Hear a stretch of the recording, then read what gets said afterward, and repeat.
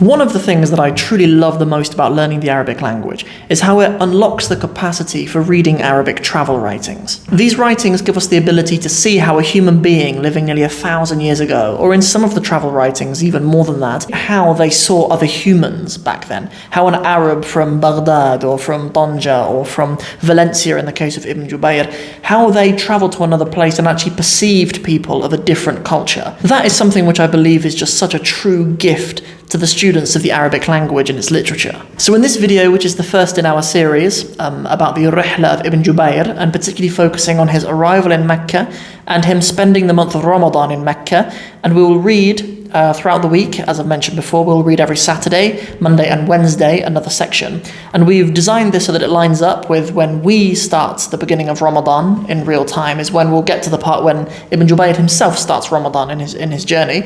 And then our Eid will also align with his Eid al-Fitr as well. So we actually get to see his whole journey through the month of Ramadan and describing what it was like in Mecca in 1183 as well. So it's just such exciting stuff. But in this video, I want to give you guys an introduction into who Ibn Jubayr was and a little bit more about his Rihla. And we'll also make some reference as well to some of the differences between his Rihla and other Rihlat literature which have become more famous recently. Particularly the Rihla of Ibn Battuta has always been very well known. But then also more recently Ibn Fadlan's description of the Vikings in Russia, or Ar-Rus. Yeah, that's become more famous as well. And that's actually a text that we study on the Arabic in 60 Steps program as well. There is no doubt that this man is such an influential figure in Arabic history. Speaking of influential figures from Arabic history, don't forget to like this video and comment below as well, because it really helps with the YouTube Al-Khwarizmi. So we'll begin by talking a little bit about himself, and then afterwards we'll talk about his Rihla as well. So Ibn Jubayr. Ibn Jubayr is a man who was born in Valencia. Okay, Valencia is a coastal city on the Mediterranean in Spain, modern day Spain.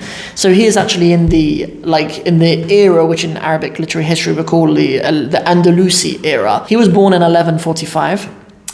So that puts his Rihla, it's like 840 years ago, right? Because he's 45, and then when he's 38 in the year 1183 is when he actually leaves to go on his Rihla, on his journey. So there's a few things in the history books about why he actually started his journey. And one of them is that he was forced by a Christian in Valencia to drink 7 cups of wine, and then as like an act of repentance, he goes on this rihla to make the Hajj, right?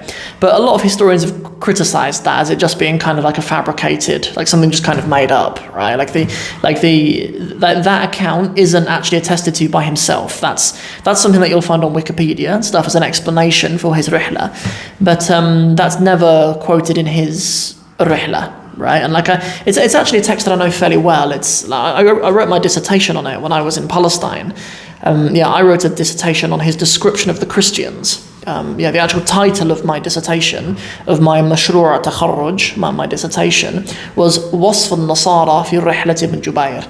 So it's a text that I know fairly well, and throughout all of it, he never references the reason why he made his trips. So he leaves, when he's 38 years old in 1183. He actually dies in 1217 or 1218.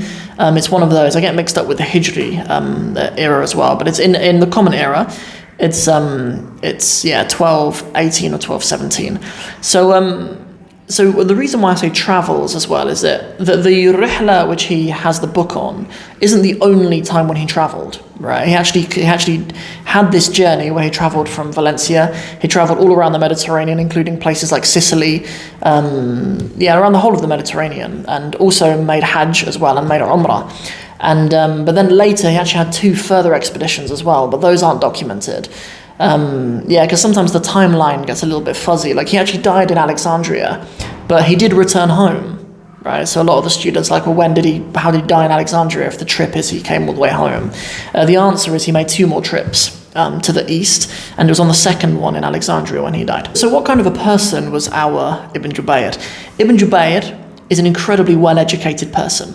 Right? Like, Ibn Jubayr is from a good family in Valencia, and he's well educated. He's well educated in Arabic poetry, and you can see in his Rihla, it's such an advanced text actually for students of the Arabic language. It's maybe one of the most advanced texts that I've ever read. And this is something that really kind of makes it different from the Rihla of Ibn Fadlan, for example, or the Rihla of Ibn Battuta. I mean, Ibn Battuta, when he sets out on his travels, he's 22, right? And although he's like, Ibn Battuta is well educated in the Maliki school of fiqh and stuff, he is educated. His Rihla isn't like, it's just very descriptive. It's like his own diary, right? But the way the Rihla of Ibn Jubayr is written, it's like it's supposed to be performed. There's actually like poetry in it and stuff as well. And then Ibn Fadlan's is like, Ibn Fadlan was actually sent to describe the Rusiyya by Al-Muqtadir, I believe was the Khalifa at the time. So he was sent to kind of get a description of these people and who they were. So that, again, it was like documenting something, but Ibn Jubayr wasn't commissioned by someone else or anything to do this. It was entirely like it's like a work of art of his own, his Rihla is. So that's something important to bear in mind. In terms of his work, he ended up working under a governor in Granada, I think, or modern day Granada. So the point is, he's well educated. He's very well educated, and his command over Arabic poetry and the Arabic language generally is immense. So, okay, how about his Rihla itself? So I've already mentioned some of the important things that makes it a bit different to Ibn Fadlan's, which was written earlier. I mean, Ibn Fadlan, I believe, is born in like 920 something. So he's like 200 years earlier, right? Slightly more than that. And he's from Iraq. Yes, and then it's different to Ibn Battuta's as well, who's like 100 years later. It's 13 something by the time Ibn Battuta writes. But these three kind of most iconic works of Rihlat literature from the Arabic-speaking world, they all document really important events in the world, right? Like Ibn Fadlan's documenting like early Vikings, which is really interesting for European readers. Ibn Jubayr next, his Rihla lines up with it lines up, I think it sort of comes in between the second and the third crusade. I think the second crusade ends in like 1140 something, and then the third crusade begins in like 1190 or 1180 something, like just after Ibn Jubayr comes home. So he's describing kind of what the Middle East and what the Mediterranean's like in between crusade invasions. I mean, it's really interesting, and his life also overlaps with Salahuddin al-Ayyubi, and he even has a chapter in his book on the description of Salahuddin al-Ayyubi, because he reports to have actually seen him and writes a description of him as well, which is fascinating. And that time of history as well also has like very cosmopolitan trade and stuff throughout the whole of the Mediterranean. And as I say, it's a time when Sicily is a Muslim-occupied island and stuff too. So there's descriptions of all of those things in his Rihla, which is just fascinating. And then Ibn Battuta's overlaps with Mongol invasions as well. So Ibn Battuta comes very close to actually seeing Mongol invasions and stuff, and he visits some cities like shortly after the Mongols have invaded or shortly before. So he's in that kind of era as well. So we have these Rihlat literature documenting the Vikings, the Crusades, and the Mongols, right? Which is just absolutely fascinating. So as I've mentioned, the dates that we have for Ibn Jubayr's Rihla are 1183 until 1185. It's just those 2 years that he travels. So he leaves his home in like February, right? And a really cool thing actually about his Rihla is that a lot of the dates that he gives are using the Gregorian calendar, which is really helpful for us because that's what we use and that's what we're familiar with. And he uses those because so much of what he documents is around the Mediterranean Ocean. For like seafaring people, it's really important to use that calendar because it aligns with the seasons. Right, and obviously, like if you sail, it's important to be in touch with the seasons and stuff, and what the oceans are going to be behaving like. So he's almost always using the Gregorian calendar. So yeah, so he leaves in like in February, right? But in that particular year, Ramadan is very late. I think Ramadan starts on like December 25th. Actually, I think it actually was that year. So there's like him traveling from Spain to Alexandria, and he comes through Egypt and arrives in Jeddah. That's like how he comes that's how he comes to Mecca, comes through Jeddah. And it was actually called Jeddah. He might actually call it Juddah. Actually, no, I can't remember off the top of my head. Yeah, so that's actually his route. So he's traveling between the ages of 38 and 40. Good. And so, yeah, so as I say, like, the Ramadan is late in the Gregorian year, that year, right? Which means that he does his Umrah in Ramadan in the year 1183, but he does his Hajj in the year 1184, right? Because it's like a couple of months after. And he spends all of that time in Mecca, right? Like it looks like the whole rihla is him staying in Mecca for that whole time between the two Eids. Even as a chapter that we'll read together, that's called Bayn al-Eidain, like between the two Eids, like what happened in Mecca between the two Eids. Yeah, I looked up the actual dates actually. So so the year 1183 when he leaves aligns with the year 579 Hijri, and in that year Ramadan fell on December the 25th, and Eid was January the 24th in 1184. So that year, Ramadan was 30 fasts in that year.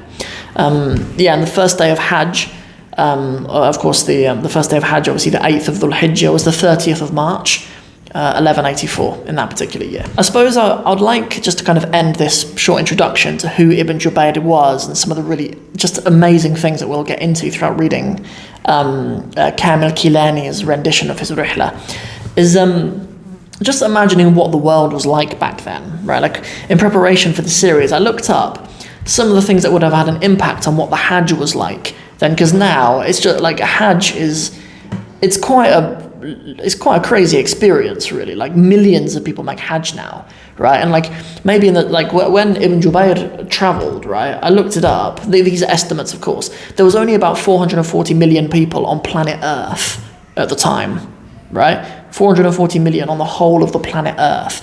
And like how few of those people would have had the capacity to travel for Hajj, right? Like there always would have been foreigners making Hajj, right? Like I've got no doubt that at this time, the Muslim world is big at this time. Like it stretches probably to Indonesia and stretches obviously deep into West Africa and stuff. And people were making Hajj from those places.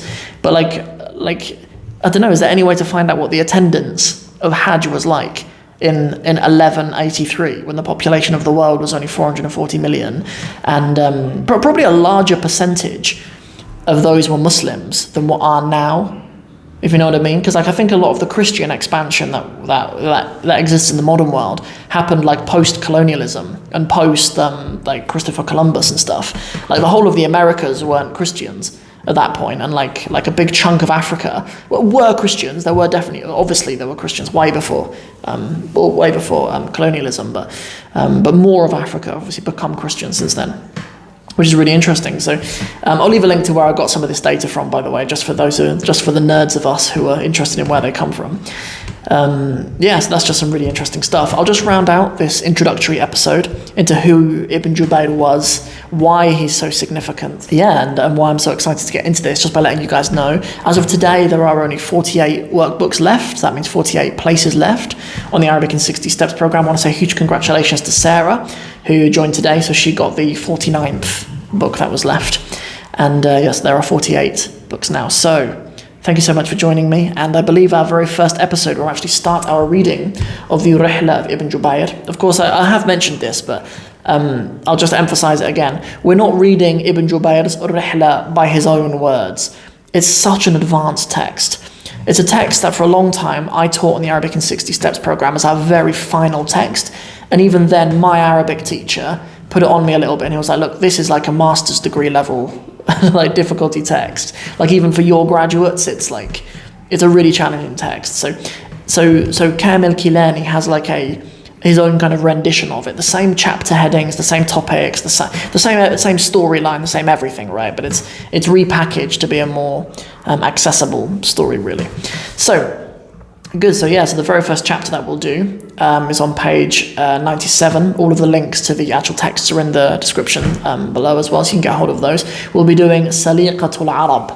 Saliqatul Arab. What is the Saliqa? It means a couple of things actually, but we'll save all that good stuff until tomorrow. And then tomorrow, of course, is Wednesday. So we'll be doing our episodes every Wednesday, Saturday, and Monday, 6 p.m. UK time. So I'll see you tomorrow. Assalamu alaikum wa rahmatullahi wa barakatuhu.